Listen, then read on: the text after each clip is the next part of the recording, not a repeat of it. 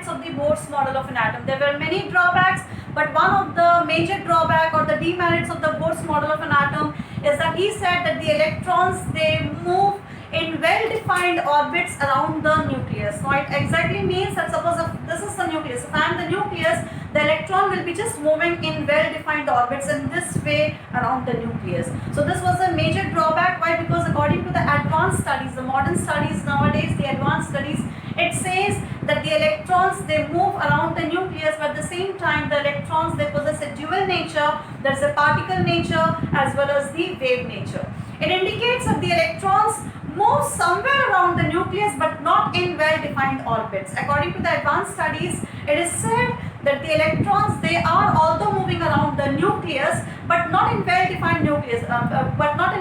orbit. It means that the electron can move in this way, the electron can move in this way, or the electron can move in any other way, that is, it can move in this way also. Somehow it is moving around the nucleus, but not in that movement of the electrons around the nucleus is not in well-defined orbits. That means the electrons are present around the nucleus, but that's place exactly, it is not well-defined. It is somewhere near to the nucleus, but where exactly, that is not being well-defined. The electrons are moving somewhere around the nucleus, but exactly how and where, that is not well-defined.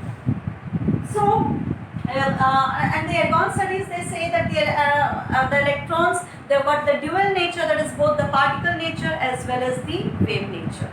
Now this fact was supported by Louis de Broglie. He said that his electron has got, now how can we say that electron has got dual nature, that is both a particle nature as a wave nature? Now there are certain facts which supports this, that is electron has got a dual nature, there is a particle nature as well as the wave nature. Now what are those things, what are those facts which suggest that electron has got both particle nature as well as the wave nature? So de Broglie, he gave certain reasons, that is certain things, certain points which proves that electron has got both the particle nature as well as the wave nature. According to de Broglie, he said that electron, we also know this, electron has mass and kinetic energy. Now if any particle has got mass and kinetic energy, obviously kinetic energy is equals to half mv square, that is a particle that moves with a mass and with a particular velocity. So we can say if an electron has got both mass and kinetic energy, it shows the particle nature of the electron. Particle nature. It reveals the particle nature of the electron. Electron has got both these quantities, that is mass and kinetic energy. So this reveals the particle nature of the electron. At the same time, electrons can be diffracted. Electrons can be diffracted. That is, electrons undergo diffraction, same. So we can diffract it, undergoes diffracted in the same way,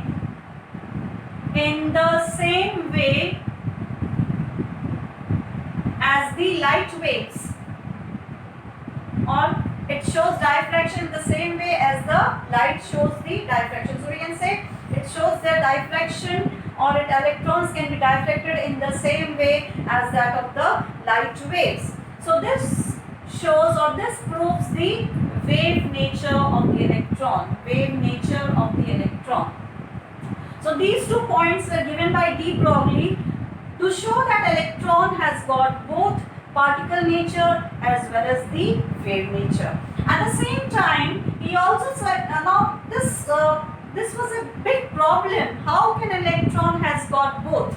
That is a particle nature as well as the wave nature. This posed a great problem to all the scientists. So in order to solve this problem, Louis de Broglie, he also suggested that it is not only the electron, every kind of matter, every material object which is present on the earth, everything, every matter, everything, it possesses a dual nature. There is a particle nature as well as the wave nature. So initially it was confined only to the electrons. Now this concept has been applied to everything that is matter. Every kind of matter has dual nature.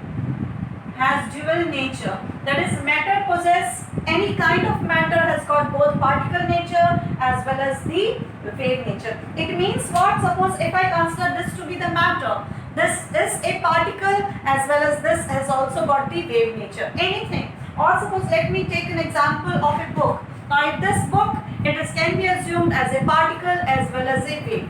Now this is very ridiculous. We can see what exactly is it, isn't it? So now, so this was according to the various they provided certain evidence, various facts. What exactly is it? Okay. So the de Broglie, he also said, he gave us an equation supporting all these things, and he said that the wavelength wavelength lambda of a particle of mass m. Assume that a particle of mass m, it is having a wavelength lambda, and this particle is moving with a velocity v, and he gave us equation that is lambda is equals to h by mv. So what does it mean? That is wavelength is equals to h by mv, where h is a constant that is called as the Planck's constant. Now what do we mean by m into v? That is product of mass into velocity, that is also called as momentum. That is mv is equals to momentum, and we represent momentum is equals to p. So we have the equation that is lambda is equals to h by p. So this equation, either this equation or this equation, both this indicates that the wavelength is inversely proportional to mass. Wavelength of any object, wavelength of matter or wavelength of an electron is inversely proportional to mass. What does it mean? That heavier particles will possess much smaller wavelength. Suppose if we are increasing this, if mass is increased, wavelength will be less, or if mass is decreased, wavelength is going to be more. So suppose if we are if the mass is, if particle is heavy, if any particle is heavy, mass will be more. If mass will be more, wavelength will be small. And if wavelength will be small for a particular particle, if we assume that a particle is having the wave nature, it should have some measurable wavelength. So if mass becomes more, wavelength will be less. If wavelength will be less, if wavelength is not measurable, you think over it, can we give the wave nature to that particular particle? Is it possible? No. Why? Because the wavelength should be such that it should be large, it should be in the measurable range. If the wavelength is in the measurable range, if it is large enough, only then the substance of the particle can be given the wave nature. On the contrary to this, if we are reducing this, if mass of the particle is less, if the particle size is very, very less, if the size of the particle is very, very less, a particle is very small, mass is very less. If mass is very less, this value, that is lambda's value, or we can say wavelength's value, is going to be more. If wavelength's value, that is the lambda's value, increases, if wavelength value increases, if it is in the measurable range, obviously we can assume that it is having a measurable wavelength, the substance is having a measurable wavelength, and hence it is showing what? Wave nature. Now let us just have certain examples to clarify this. Let us take our first example, that is wavelength of a cricket ball of mass m and velocity, that is the cricket ball is having, let us assume, this is just an assumption, that is the mass of a cricket ball is 150 gram and its velocity is, it is moving with a velocity of 2500 centimeter per second. And we'll just substitute into this formula for cricket ball, that is lambda is equals to h by mv. Now what is h? H is a Planck's constant, so this will substitute as 6.626 into 10 to the power minus 27. This mass, that is 150 gram. Okay, and velocity, we will be getting it over here. That is velocity I have already written down over here. So that is 2500 centimeter per second. So when we when we solve this, we will be getting the value as 1.767 into 10 to the power minus 32 centimeter.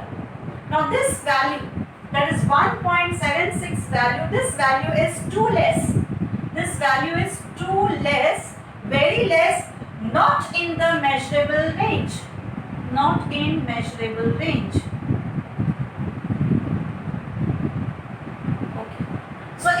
this value is not in the measurable range, this cricket ball, can we give the wave nature to this? Can we call that a cricket ball is a wave? Can we say that? We could have said, but we can't say this because this wavelength that we get over here, this is too less. If we want to prove that this cricket is like moving like a wave, it has got a wave nature, then this value has to be quite large. Okay.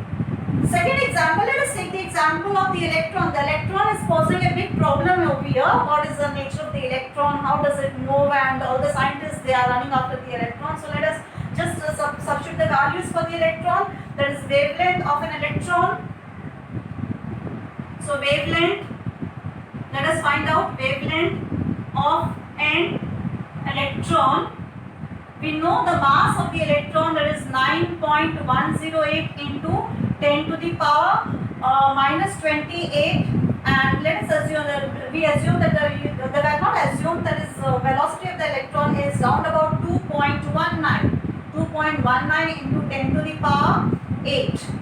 Okay, this is the velocity centimeter per second of the electron. So we will just substitute into this.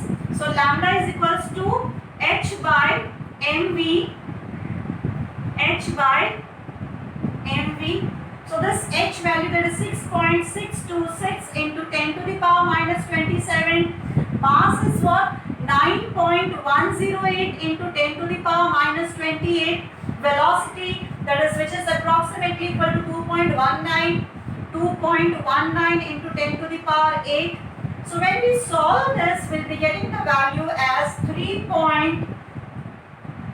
after solving it, that is 3.32 into 10 to the power minus 8 centimeter. So this is equal to 3.32 angstrom. So you can see this value is quite large. This value of wavelength, lambda's value is quite large, 3.32 angstrom, or even if you take in centimeter, 3.32 into 10 to the power minus 8. So obviously, if this value, the value of the lambda value of the wavelength increases, so obviously the electron can be given we can say that the electron has got a wave nature. So what does it indicate? Although it only indicates, it's not been said directly, but it only indicates that although electron can have both, that is the wave nature as well as the particle nature, but the wavelength is large over here, so obviously we have to assume the electron having the wave nature. Although it can have both the nature, it can have both. It's not only an electron, every kind of matter has got both the nature. Electron, there is a wave nature as well as the particle nature. But exactly to find out what we have to prove it that this particular, suppose if I am saying that, this particular pen over here, you find out that I am saying this has got both a wave nature as well as a particle nature. Fine, accepted. Now in order you have to prove this, now you have to find out whether it's having a wave nature or a particle nature. What you will be doing, you will be substituting all the values and then you will be finding out that this is the thing, this is the value of wavelength that we have got, and then you will be saying that whether it has got a particle nature or it is a wave nature. So this was done by Broglie. Now after de Broglie, it was Heisenberg who knew that the electron is posing a problem whether it's a particle nature or a wave nature. So he said that not only the electron, any microscopic particle, any particle which is very small, which is microscopic, and for that particle, if we want to find out the position as well as exact position and the momentum of a particle which is moving, which is microscopic, and we have to find out with absolute accuracy, then it is not possible. So he gave his principle that it is not possible to determine simultaneously the position and momentum of a microscopic particle with absolute accuracy. You just imagine, first of all, a particle is so small. To see a particle which is microscopic is a great problem first. Somehow, even with the help of a microscope, an electron microscope, you find out that is a particle, you just be able to see the particle. Then you find out the exact position as well as the momentum of the particle. So it is the greatest problem. At the same time, if the size of the particle is very less, it is moving continuously. So its momentum will be more. So in order to act when the momentum is more, you find out the exact position and the momentum of such a small particle. If I am saying that this tip of this pen is moving somehow, anyhow, randomly somewhere, you find out the exact position and momentum of this particular particle. Is it possible? It's very difficult. So that was said by Heisenberg, and he said his uncertainty, he gave his principle, that is the Heisenberg's uncertainty principle. It is not possible to determine simultaneously the position and momentum of a microscopic particle with absolute accuracy. Now let us assume that he said, that is Heisenberg said that delta x is the uncertainty in the position of the particle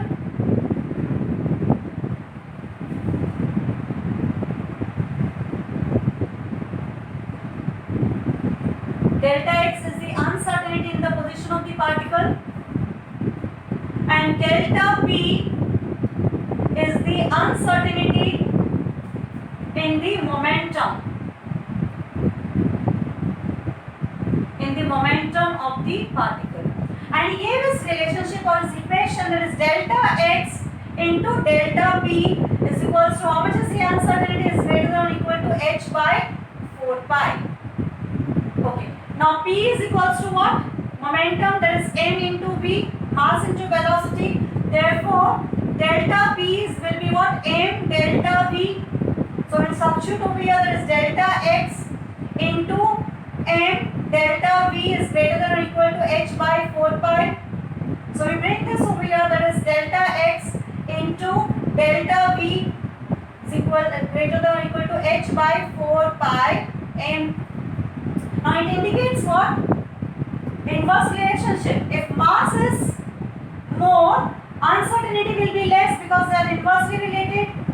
If mass is less, mass of the particle is less, uncertainty will be more. That is one thing. Second thing, suppose if uncertainty in the position is less, then what will be more? Uncertainty in the momentum will be more. If this is less, if uncertainty in this velocity is less, or velocity is related to momentum, if this is less, the uncertainty in the position will be more. Okay. Now let us assume how much is the uncertainty for the electron. So we'll just substitute all the values for the electron. Let us find out how much is the uncertainty for a microscopic particle like electron. So let us substitute all the values. That is delta x into delta v is greater than or equal to 6.626 into 10 to the power minus 27. This 4 into 3.14 into mass, that is 9.108 into 10 to the power minus 28. When we substitute all these values, when we work out, we'll be getting this value as 0.597 arcs second per gram. Now this value, although this value is very less, but when you compare an electron, the dimensions of an electron, the various parameters of an electron, this value is quite large. So we can say this value is very large when compared to an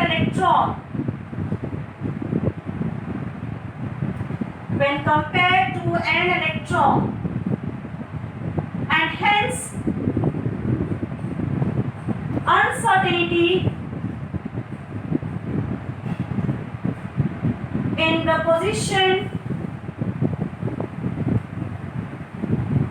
and momentum of an electron is very large. So in this way, if you've been given it's not only for an electron, you can be given any example and you may be asked to find out an uncertainty. There are the numericals based on this. What you'll be doing, will just substitute the values of those any example that has been asked to you, and you find out the uncertainty. Okay, so if this value will be large, uncertainty will be large. If this value will be more, if this value will be less, uncertainty will be less. So we stop over here today. We'll move on to the next model of an atom in the next video. Thank you, students.